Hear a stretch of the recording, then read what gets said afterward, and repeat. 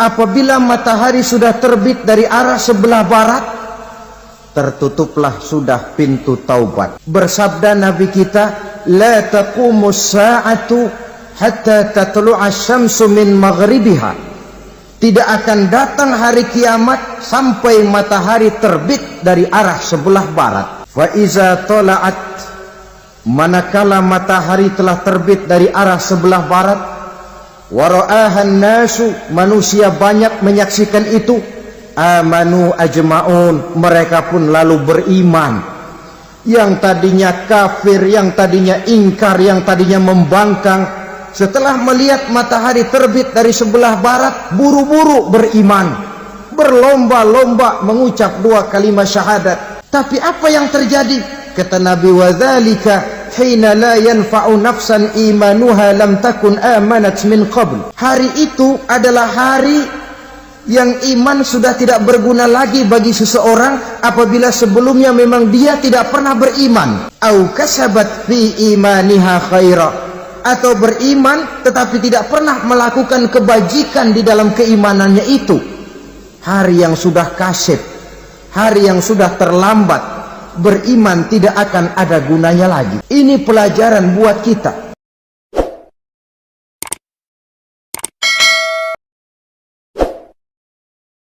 Kapan kiamat itu akan terjadi? Tetapi sungguh pun demikian, banyak hadis-hadis yang menjelaskan ciri atau tanda-tanda datangnya kiamat. Nah, kalau sudah bicara soal tanda kiamat itu ada dua.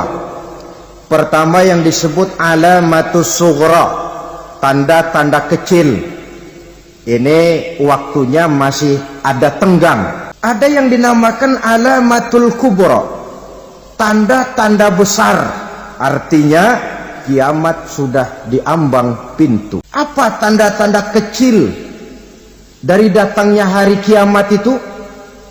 Misalnya kata Nabi, apabila ilmu sudah diangkat oleh Allah, artinya apabila ulama sudah banyak wafat, minat orang belajar agama berkurang, lalu kebodohan nampak merajalela di mana-mana, zina dikerjakan secara terbuka, minuman-minuman keras jadi kebanggaan, itu termasuk di antara tanda-tanda kecil terjadinya hari kiamat. Apalagi misalnya iza waladatil ammatu rabbataha, apabila budak sudah melahirkan tuan. Apa maksudnya? Ada yang mentafsirkan apabila anak sudah bisa membudaki orang tuanya.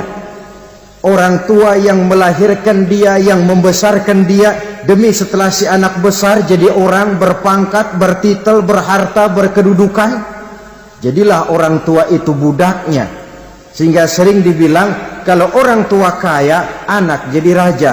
Tapi kalau anak yang kaya, orang tua sering jadi budak. Apalagi munculnya fitnah yang bergelombang, timbul perang antara dua bangsa yang besar, waktu berjalan terasa sangat pendek sekali.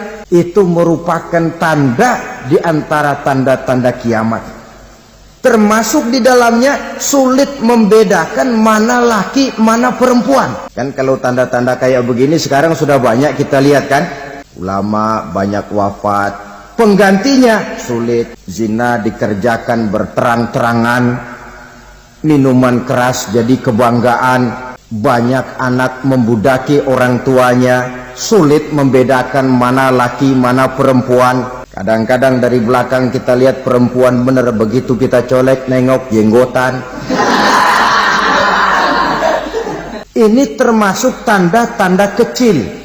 Masih ada tenggang sampai akan terjadinya kiamat itu. Nah, yang dimaksud dengan tanda-tanda besar, ini tanda besar artinya kiamat sudah diambang pintu. Pertama, matahari terbit dari sebelah barat. Apabila matahari sudah terbit dari arah sebelah barat, tertutuplah sudah pintu taubat. Bersabda Nabi kita, la taqumus sa'atu hatta tatlu'a syamsu min maghribiha.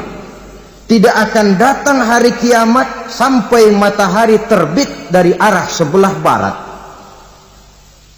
Fa iza tala'at, manakala matahari telah terbit dari arah sebelah barat, wa ra'ahan nasu, manusia banyak menyaksikan itu, amanu ajmaun, mereka pun lalu beriman. Yang tadinya kafir, yang tadinya ingkar, yang tadinya membangkang, setelah melihat matahari terbit dari sebelah barat, buru-buru beriman, berlomba-lomba mengucap 2 kalimat syahadat. Tapi apa yang terjadi? Kata Nabi, wadzalika hina la yanfa'u nafsan imanuha lam takun amanat min qabl. Hari itu adalah hari yang iman sudah tidak berguna lagi bagi seseorang apabila sebelumnya memang dia tidak pernah beriman. Au kasabat fi imaniha khaira, atau beriman tetapi tidak pernah melakukan kebajikan di dalam keimanannya itu. Hari yang sudah kasib, hari yang sudah terlambat, beriman tidak akan ada gunanya lagi. Ini pelajaran buat kita. Sebelum sang surya terbit dari sebelah barat, sebelum nafas sampai di tenggorokan, artinya pintu taubat masih terbuka. Kalau 2 hal itu sudah terwujud, nafas sudah sampai di kerongkongan atau matahari sudah terbit dari arah sebelah barat, tertutuplah sudah pintu taubat.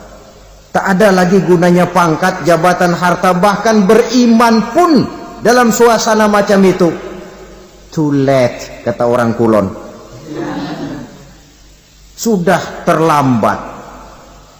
Matahari terbit dari arah sebelah barat, itu tanda besar, artinya kiamat sudah diambang pintu. Lalu apalagi tanda besar? Munculnya Dajjal. Dajjal artinya pendusta-pendusta yang menyesatkan manusia. Ada 2 macam Dajjal, saudara. Ada Dajjal kecil, ini Dajjal kelas teri. Kalau ini sejak zaman Rasulullah sudah ada itu. Tiap zaman ada. Di zaman Rasulullah misalnya ada yang bernama Aswad al-Unsi dari Yaman. Ada yang namanya Musailamah al-Kazzab dari Yamama. Ada yang namanya Ibnu Sayyad dari Madinah. Ini Dajjal-Dajjal di zaman Rasul. Musailamatul Kazzab memproklamirkan diri jadi nabi dia. Di zaman Rasul masih hidup. Ini Dajjal zaman Nabi. Di zaman sahabat muncul Dajjal-Dajjal. Di zaman kita sekarang ini Dajjal-Dajjal pun gentayangan. Dajjal-Dajjal kelas teri. Kerjanya mendustakan manusia, menyesatkan manusia, memalingkan manusia dari jalan yang benar dan diridhoi oleh Allah Subhanahu wa ta'ala. Adapun yang merupakan tanda besar dari datangnya kiamat, Dajjal-Dajjal kelas kakap, pembohong-pembohong besar yang menyesatkan masyarakat manusia berpaling dari jalan Allah mengikuti jalan mereka. Apa sih ciri Dajjal itu? Kata Nabi dalam hadis Bukhari Muslim, Inna Dajjala, sesungguhnya yang namanya Dajjal itu yakhruju, satu saat akan muncul mendekati hari kiamat. Wa inna ma'ahu ma'an, si Dajjal ini membawa air, wa naran, dan juga membawa api. 2 simbol. Di tangan yang satu dia bawa air, di tangan yang satu dia bawa api. Wa ammal ladzi yarahu an-nasu ma'an fanarun, adapun yang orang banyak lihat air, hakikatnya adalah api. Yang dilihat api, hakikatnya adalah air. Oleh sebab itu, kalau api yang ditawarkan, ambillah air. Kalau air yang ditawarkan, pilihlah api. Maksudnya apa ini? Ini bahasa simbol, saudara-saudara. Dajjal bicaranya seolah-olah untuk kepentingan manusia. menawarkan surga. Surga yang dia tawarkan hakikatnya neraka. Hai manusia, kalau kau mau bahagia, jangan dekat-dekat dengan agama. Sholat itu tidak efektif dan efisien, tidak produktif dari segi ekonomi itu. Menghadiri majelis taklim cuma buang-buang waktu. Tahajud, tasbih, tahlil, baca Quran, apa itu? Pekerjaan mubazir saja. Hidup ini cuma sekali, masa yang cuma sekali, manfaatkan dengan sebaik-baiknya. Mumpung, dibawanya sifat mumpung tetapi dalam pengertian yang sangat negatif. Bicaranya seolah-olah untuk kepentingan manusia, tetapi sebenarnya menjerumuskan manusia. Menawarkan air, tapi sebenarnya api. Menawarkan api, tapi hakikatnya air. Buat apa kamu sholat? Buat apa kamu bayar zakat? Buat apa kamu puasa? Surga yang dicanangkan Dajjal, hakikatnya neraka. Neraka yang digambarkan Dajjal pada dasarnya adalah surga. Jadi memutarbalikkan fakta itu kerjaan Dajjal. Yang hak jadi batil, yang batil dibilang hak, yang benar jadi salah, yang salah malah jadi benar.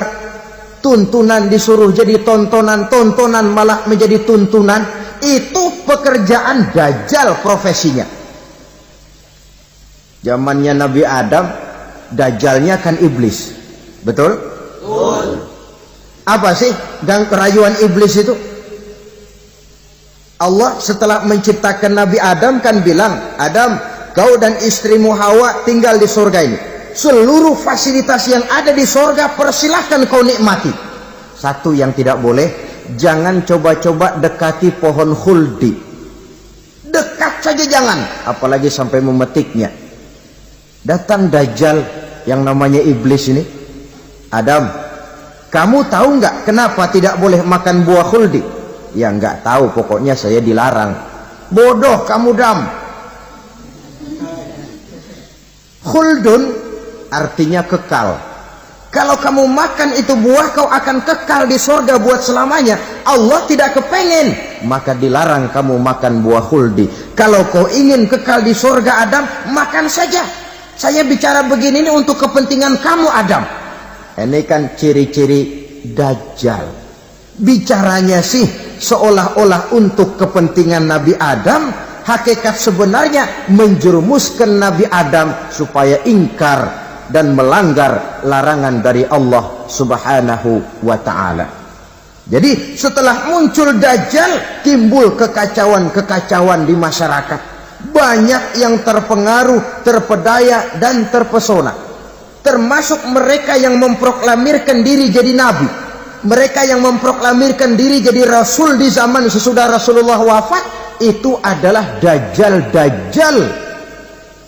Maka saya ingatkan, kalau di zaman kita sekarang ini ada orang ngaku jadi nabi, ada orang ngaku jadi rasul, biar bahasa Arabnya kental, Quran hafal, hadis ribuan hadis hafal, biar pakai serban sampai menyengser ke tanah, bahasa Arabnya fasih, tapi dia mengaku jadi nabi, jadi rasul, kita umat Islam wajib tidak percaya.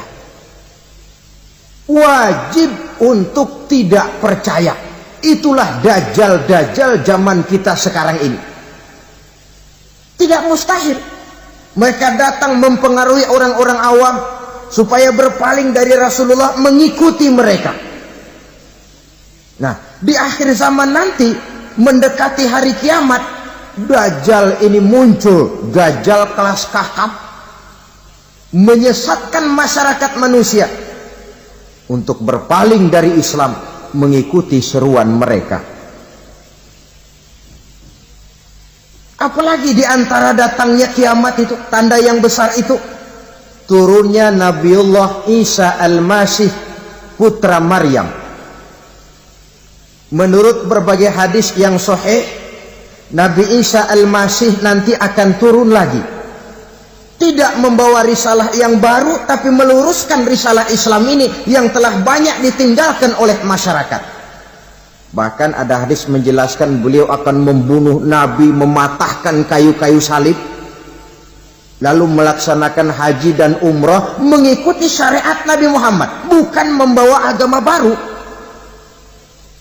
Menjadi semacam mujaddid, reformer, menyelamatkan manusia dari bisikan Dajjal. Bahkan ada riwayat yang menjelaskan bahwa Nabi Isa berhasil mengalahkan Dajjal, mengembalikan masyarakat manusia kembali kepada ajaran Islam yang datang dari Allah, dibawa oleh Rasulullah Sallallahu Alaihi Wasallam.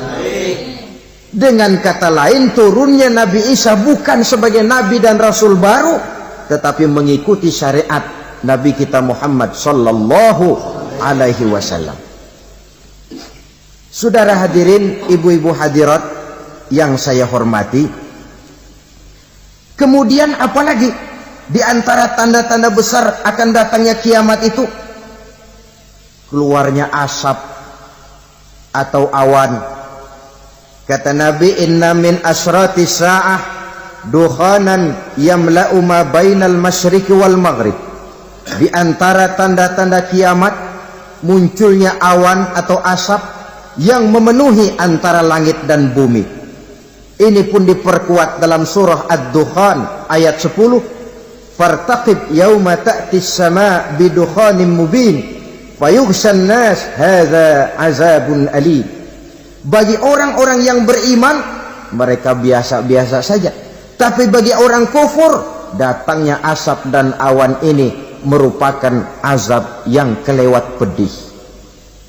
Barangkali sedikit mendekati gambaran tentang azab yang pedih ini, saya ingatkan alam pikiran kita kepada peristiwa yang belum lama terjadi.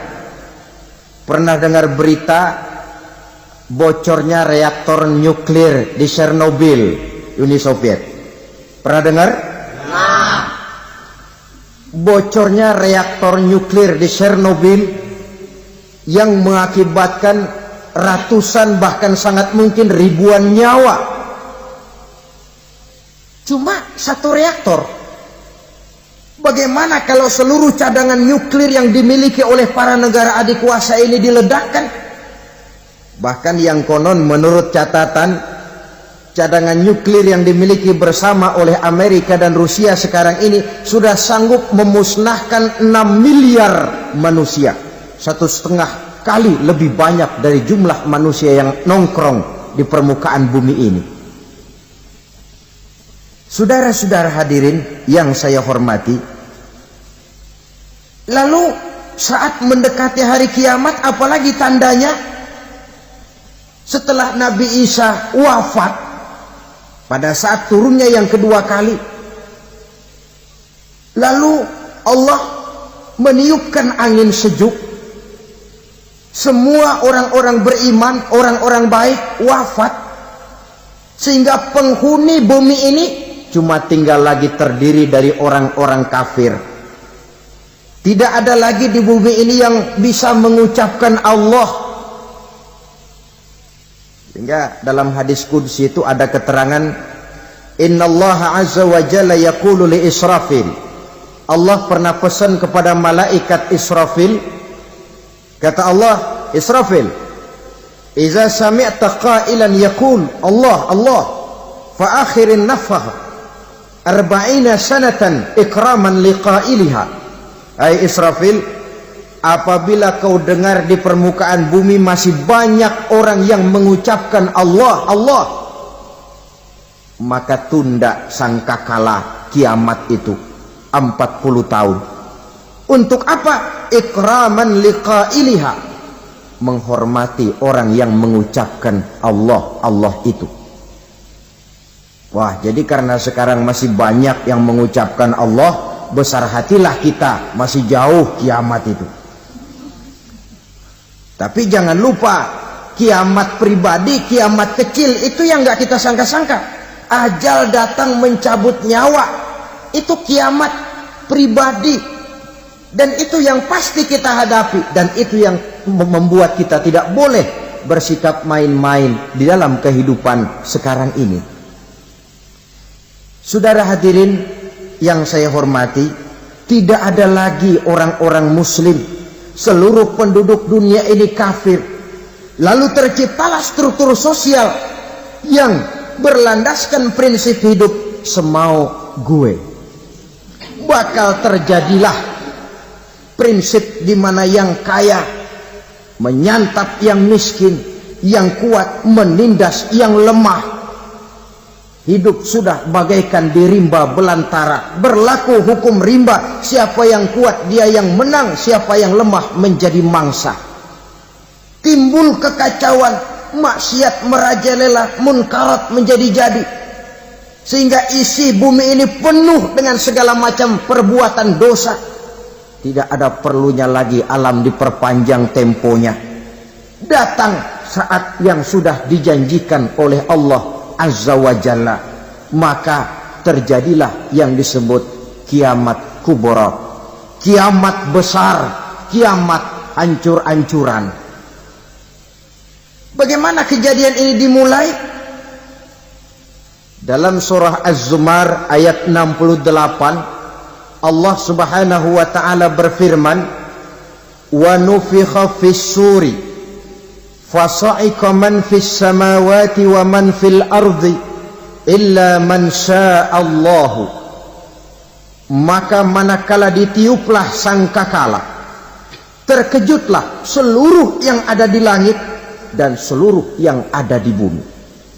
Bila saat kiamat datang, Allah perintah malaikat Israfil, "Israfil, tiup sangkakalamu."